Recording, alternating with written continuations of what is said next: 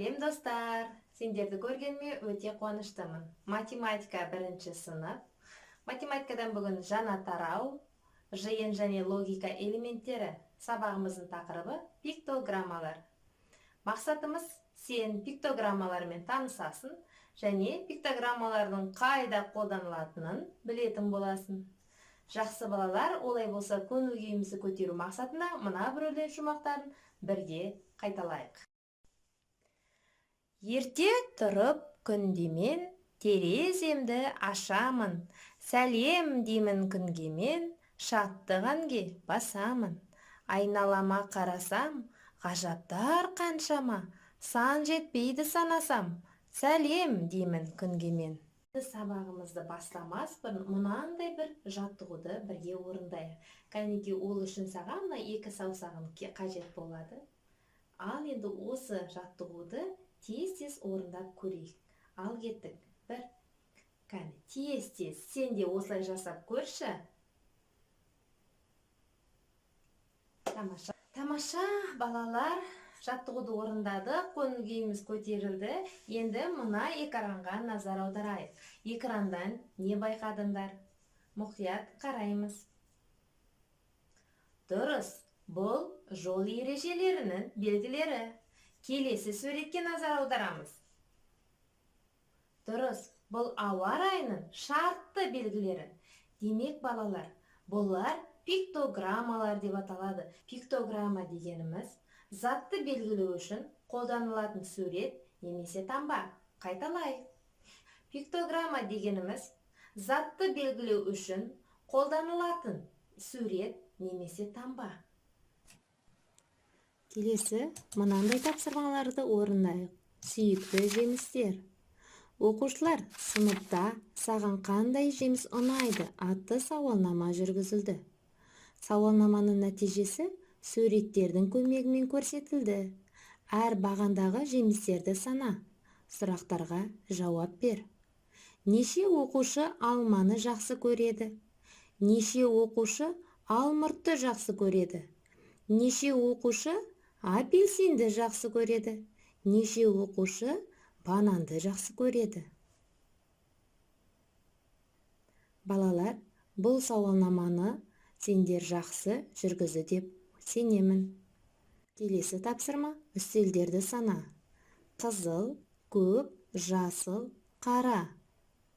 Сұрақтарға жауап бере отырып, өзара кері есептер құрастырайық. Балалар, сыныпта қандай үстел көп? Қандай үстел аз? Сыныпта барлығы қанша үстел бар?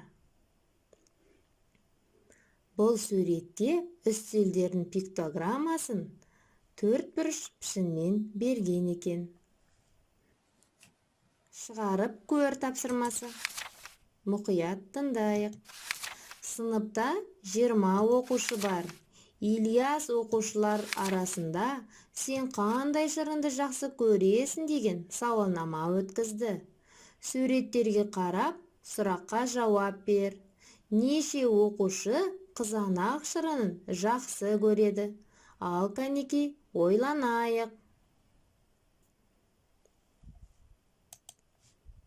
Балалар, ендеше есептің шығару жолына назар аударайық.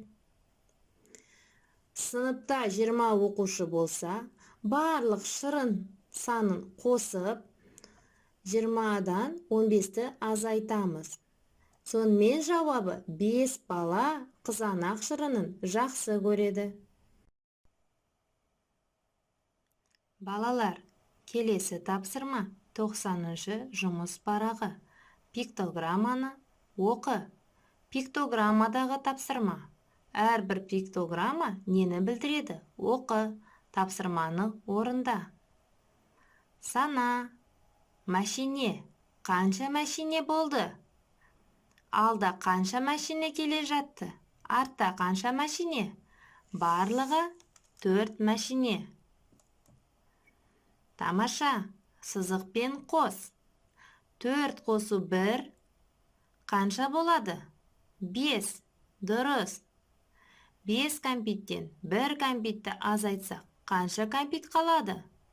Дұрыс. 4 кәмпит.